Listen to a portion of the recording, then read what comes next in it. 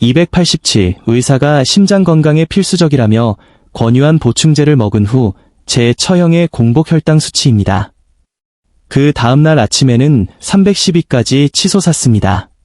단 하나의 미네랄이 이런 결과를 초래했고, 이 미네랄은 지금 여러분의 약장 안에도 들어있을 가능성이 큽니다.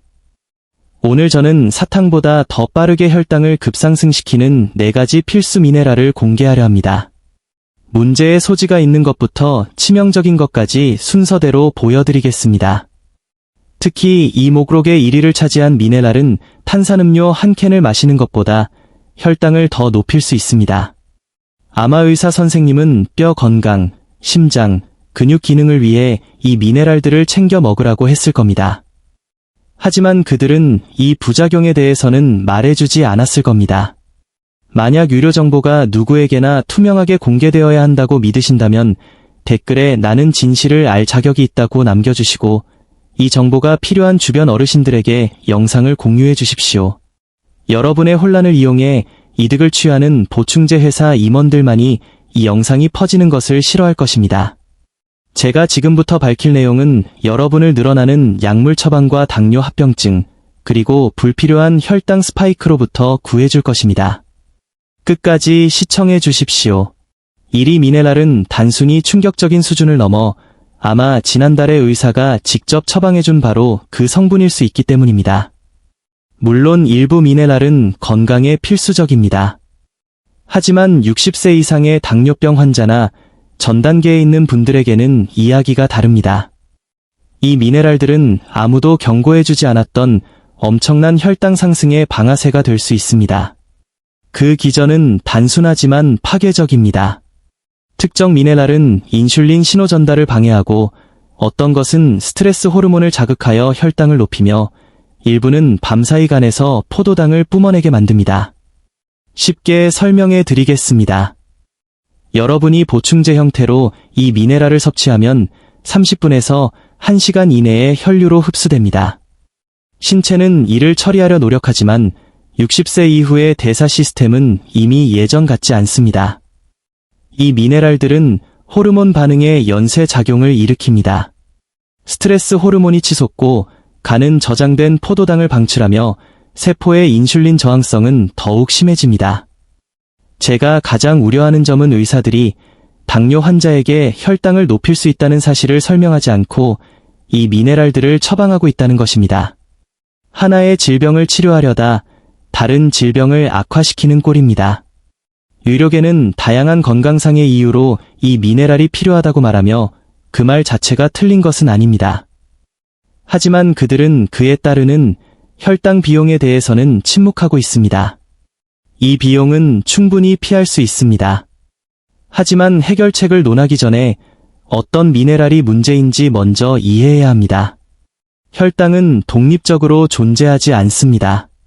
몸에 들어오는 모든 물질이 혈당에 영향을 줍니다. 약물, 음식, 그리고 특히 고농축 보충제 형태의 미네랄은 그 영향력이 상당합니다.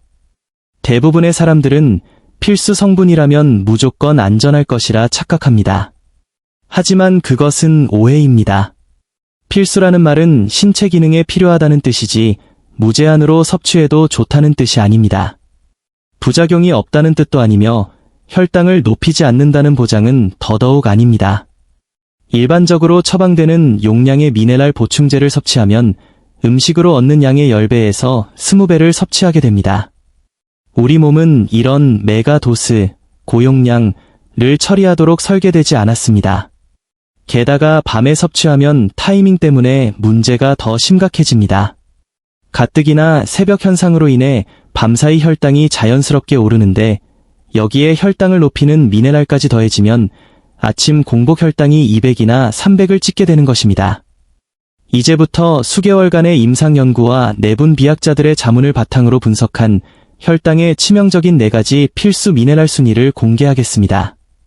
미네랄 4위, 철분입니다. 많은 분들이 의외라고 생각하실 겁니다. 네, 혈액 내 산소 운반을 위해 철분은 필요하고 빈혈은 심각한 문제입니다. 하지만 당뇨 환자에게 철분 보충제가 미치는 영향에 대해서는 아무도 말해주지 않습니다. 철분 보충제 섭취는 제2형 당뇨병 발병 위험 증가와 관련이 있습니다. 임상 연구에 따르면 보충제를 통한 과도한 철분 축적은 인슐린 분비를 저해하고 인슐린 저항성을 높입니다. 기전은 이렇습니다. 철분은 체내에서 산화 스트레스를 발생시킵니다. 이 산화 스트레스는 인슐린을 생성하는 췌장의 베타세포를 손상시킵니다. 동시에 근육과 간 조직에 축적된 철분은 해당 조직이 인슐린에 둔감하게 반응하도록 만듭니다. 결국 인슐린 생산은 줄고 저항성은 커지는 이중고를 겪게 됩니다. 실제로 당뇨병 케어, 다이어비티스 케어, 저널에 실린 연구에 따르면 체내 철분 저장량이 높을수록 당뇨 위험이 증가했습니다. 문제는 많은 의사들이 페리틴, 철분 저장 수치를 확인하지 않고 철분제를 처방한다는 점입니다. 페리틴 수치가 정상이거나 높은 상태에서 철분제를 추가로 먹으면 철분 과부하 상태가 되어 혈당 조절을 직접적으로 방해합니다. 일반적인 철분제 한 알은 1일 권장량의 3에서 8배에 달합니다. 철분은 배출되지 않고 축적되므로 여러분은 수개월간 축적된 철분이 대사 시스템을 파괴하는 것을 방치하고 있는 셈입니다. 철분제는 반드시 혈액 검사 후 페리틴 수치가 30 이하일 때만 섭취해야 합니다. 정상이라면 득보다 실이 큽니다. 위험도 점수 10분의 5, 미네랄 3위, 칼슘입니다. 뼈 건강을 위해 필수적이라 여겨져 안전하다고 믿는 미네랄입니다. 하지만 칼슘 보충제에는 숨겨진 대가가 따릅니다. 연구에 따르면 보충제를 통한 고용량 칼슘 섭취는 공복 혈당 상승과 관련이 있습니다. 음식으로 칼슘을 섭취한 사람들에 비해 보충제 섭취군의 공복 혈당이 훨씬 높게 나타났습니다. 췌장 베타세포가 기능하려면 칼슘이 필요하지만 과도한 칼슘은 오히려 세포 내 섬세한 신호 전달 체계를 교란하여 인슐린 분비를 방해하고 혈당을 높입니다. 하루 1000에서 1500mg의 고용량 칼슘 보충제는 신체가 감당할 수 있는 수준을 넘어섭니다. 남은 칼슘은 혈류를 떠돌며 포도당 대사를 포함한 여러 대사 과정을 방해합니다. 임상 내분비학 및 대사저널의 연구는 칼슘 보충제 섭취가 인슐린 저항성을 증가시킨다고 밝혔습니다. 더 큰 문제는 대부분의 칼슘제가 탄산칼슘 형태이며 흡수율을 위해 식후나 밤에 섭취한다는 점입니다. 이는 혈당의 최악의 타이밍입니다. 또한 당뇨 환자에게 칼슘과 비타민 D를 함께 처방하는 경우가 많은데 이 조합은 혈당 상승 효과를 증폭시킬 수 있습니다. 식사를 통해 이미 500에서 700mg의 칼슘을 섭취하고 있다면 보충제는 권장량을 훨씬 초과하게 만듭니다. 임상적으로 고용량 칼슘제를 먹는 당뇨 환자의 공복 혈당이 15에서 30포인트 상승하는 것을 자주 목격합니다. 이는 결국 당화혈색소 악화로 이어집니다. 칼슘은 가능하면 음식으로 섭취하고 보충제가 꼭 필요하다면 최소 용량으로 식사와 함께 섭취하십시오. 위험도 점수 10분의 6, 미네랄 2위, 아연입니다. 최근 면역력, 상처 치유, 남성 호르몬 등을 이유로 아연 섭취가 폭발적으로 늘었습니다. 하지만 아무도 인정하고 싶지 않은 진실은 고용량 아연이 혈당을 크게 높일 수 있다는 것입니다.